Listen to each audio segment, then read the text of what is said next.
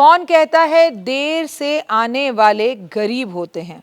कौन कहता है तेरे दर पर आने वाले गरीब होते हैं? जो तेरे दर पर पहुंच जाए वो सबसे बड़े खुश नसीब होते हैं। नमस्कार, सुस्वागतम, वेलकम, अभिनंदन। मैं हूं आपके साथ आपकी अपनी होस्ट दोस्त डॉक्टर वायरा की। आपका स्वागत अभिनंदन है माता रानी के इस खास और 5वें नवरात्रे पर। 2 अप्रैल बुधवार के दिन है। नवरात्रि के 5वें दिन स्कंद माता की आराधना की जाती है, पूजा आराधना उपासना की जाती है और माता रानी आपके जीवन में क्या क्या बदलाव लेकर आती है। तो 5वें नवरात्रे हम स्कंद माता की बात करेंगे। माता आपको आराधना माँ की कैसे करनी है, क्या पूजा विधि विधान है और जीवन की सभी समस्याएं जो आपके जीवन में आती है। मनुष्य अपने जीवन में परेशानियों में घिरा रहता है, इधर उधर भागता रहता है, लेकिन या तो वो अपनी माँ को जिसने उसे जन्म दिया उसे सच नहीं बताता या उस जगजननी को सच नहीं बताता। और अगर उस जगजननी को आप सच बता दें तो जीवन में फिर कोई परेशानी रहती नहीं है।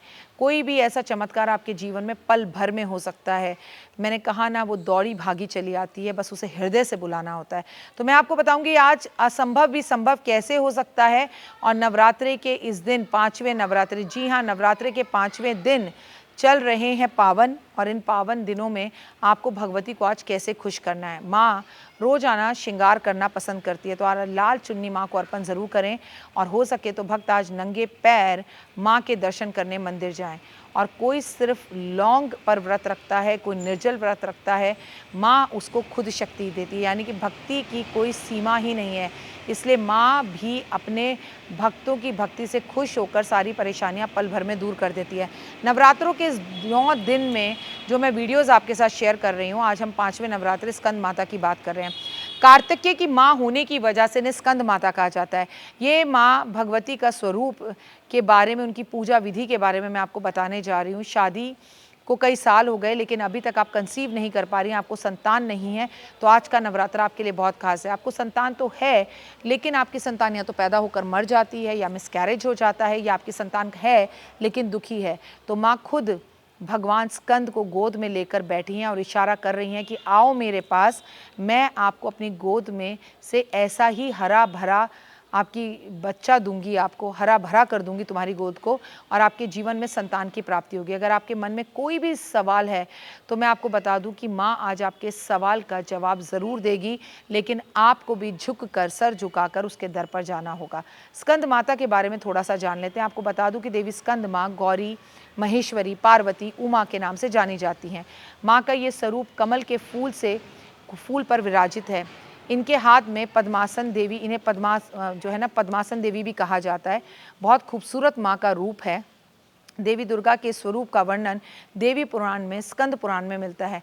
अपने भक्तों को पुत्र सम्मान स्नेह लुटाने वाली स्कंद माता भगवान शिव की अर्धांगिनी के रूप में स्वीकारी हुई हैं और स्वामी उनके जो हैं वो शिव हैं। कार्तिकेय को जन्म दिया है। भगवान कार्तिकेय को उन्होंने स्कंद के रूप में अपनी गोद में बिठा रखा है। माँ स्कंद माता की 4 भुजाएं हैं। माँ कार्तिकों को अपनी गोद में लेकर बैठी हैं, शेर पर सवार कर रहती हैं। माँ के दोनों हाथों में कमल है। स्कंद माता की पूजा धनुष बाण अर्पित करने का विधान बताया गया है। कहा जाता है भगवती स्कंद पुराण के अनुसार अगर माँ की आराधना व्यक्ति करे, अपनी मनोकामना पूर्ण कर सकता है, मोक्ष को प्राप्त कर सकता है। सच्चे मन से अगर माँ से वो संतान की प्राप्ति करता है तो नकारात्मक शक्तियों का भी नाश हो जाता है। स्कंद माता की अगर बात की जाए तो भक्त सभी कामनाओं को पूर्ण कर सकता है, लेकिन उसे एक छोटा बच्चा होकर अपने दुख दर्द को माँ को बताना होता है। अब बात करेंगे मुहूर्त की, तो देखिए अब सुबह ब्रह्मचर्या का पालन करते हुए ब्रह्म मुहूर्त में माँ की पूजा करें, लेकिन फिर भी 5:09 से लेके 6:30 बजे तक एक मुहूर्त है, 8 बजे से लेके 11:30 बजे तक दूसरा मुहूर्त है, और दोपहर को 12:30 बजे से लेके 1:30 बजे तक अगला मुहूर्त है। स्कंद की पूजा पीले रंग के वस्त्र पहनकर करनी चाहिए। स्कंद माता की पूजा अगर आप चाहें तो सुनहरे रंग के वस्त्र भी पहन सकते हैं, अगर कुछ ना हो तो आप लाल रंग के वस्त्र भी पहन सकते हैं। छोटे छोटे बच्चों में चॉकलेट टॉफियाँ ज़रूर बांटनी चाहिए। सुबह सूर्योदय से पहले उठकर गंगा जल से माँ को स्नान करवाना चाहिए। आज किसी छोटे से बच्चे की पूजा ज़रूर करनी चाहिए। अपने घर में जो माँ को आपने बिठा रखा है, कलश स्थापित कर रखा है, वहीं पर आपको एक गाय के घी का दिया जलाना चाहिए। फिर स्कंद माता को पीले पुष्प अर्पण करने चाहिए और फिर पीली मिठाइयों का भोग लगाना चाहिए। इसके बाद स्कंद माता को ध्यान करते हुए आपको माँ के सामने पान, इलायची, लौंग, पतासे, दुर्गा सप्तशती का पाठ, ये चीज़ें अर्पण करनी चाहिए। इसके बाद स्कंद माता की आरती करके प्रसाद को छोटे छोटे बच्चों के बीच में बांट देना चाहिए। आपको दुर्गा सप्तशती, दुर्गा कवच का पाठ ज़रूर करना चाहिए। और पीले रंग की वस्तुएं माँ को बेहद ज़्यादा पसंद है, इसलिए हो सके तो आज अपने घर की चौखट पर पीले पुष्प अर्पण ज़रूर करें। इस दिन को लेकर शास्त्रों में कहा गया है कि जो लोग इस मौके पर कुछ अचूक उपाय करते हैं उनकी ज़िंदगी संवर जाती है। तो सबसे पहले सुख संपत्ति को प्राप्त करने के लिए, संपन्न होने के लिए गेंदे के फूलों की माला बनाकर आज मंदिर के, घर के आसपास के सभी मंदिर के सभी भगवानों को पहनाएं। संतान की प्राप्ति इच्छा करने वाले लोगों को, 5 कन्याओं को आज खीर जरूर खिलानी चाहिए। साबूदाने की खीर खिलाएं या मखाने की खीर खिलाएं। आज 108 मखानों की माला बनाकर माँ को और स्कंद को, दोनों को पहनानी चाहिए। संतान सुख के लिए आज स्कंद माता को पीली चुन्नी अर्पण करनी चाहिए और 16 चीज़ें श्रृंगार की अर्पण करनी चाहिए। और अगर ये सब कुछ पति पत्नी मिलकर अर्पण करें तो संतान जल्दी होती है। ज्योतिष शास्त्र के अनुसार 5वें दिन गोपाल यंत्र की स्थापना अपने मंदिर में करनी चाहिए। गोपाल सहस्त्र नाम का पाठ करना चाहिए। सभी मनोकामनाएं पूर्ण होती है और जल्दी जल्दी माता पिता बनने का सौभाग्य प्राप्त होता है।